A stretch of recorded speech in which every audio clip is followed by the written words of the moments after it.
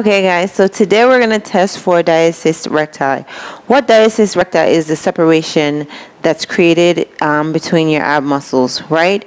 So when women are pregnant, generally those muscles get pushed away and pushed apart, right? So you have the rectus abdominis, which is the outermost muscle, then you have the obliques, and then behind the rectus abdominis you have the transverse abdominal muscles.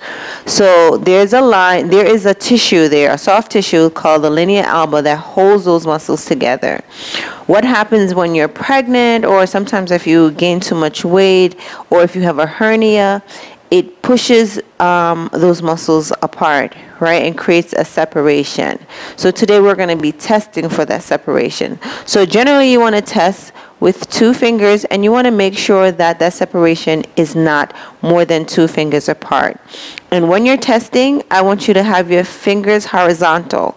So when you're pushing them to test for the separation, that's where you're going to check.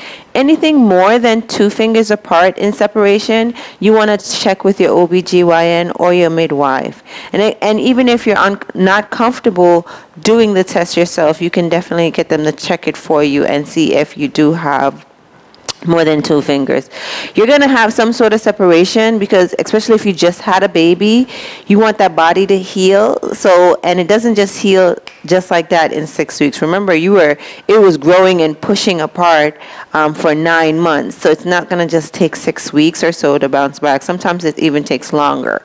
So what you need to do is focus on doing exercises that will help that separation and building back that core strength as you're doing it. And there's workouts that you should do that can help with that, and you're going to see that in this training program. And then as we progress, we're going to be doing more aggressive movements. If you still have a deep separation, you can do modified movements. But again, you definitely want to check with your midwife or your OBGYN to make sure you don't have severe separation and may need physical therapy, because if you don't focus on fixing that, it can create a hernia and get worse for you. So again, test. So the first thing I want you to do, since we are testing and we're not sure, I want you to get down by laying on your side and then roll over to the center.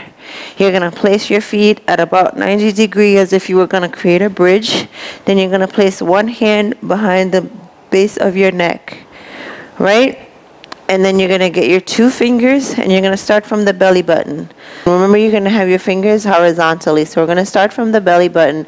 And as we're starting from the belly button, I want you to lift your head up a little bit as if you're creating a crunch.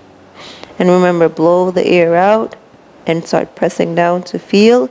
You're going to feel for about 3 inches below the belly button. And then about 3 inches above the belly button. So again, you may have some sort of separation. For me, my separation is about right here above the belly button, and it's about a 2. And again, it's about a 2. So anything.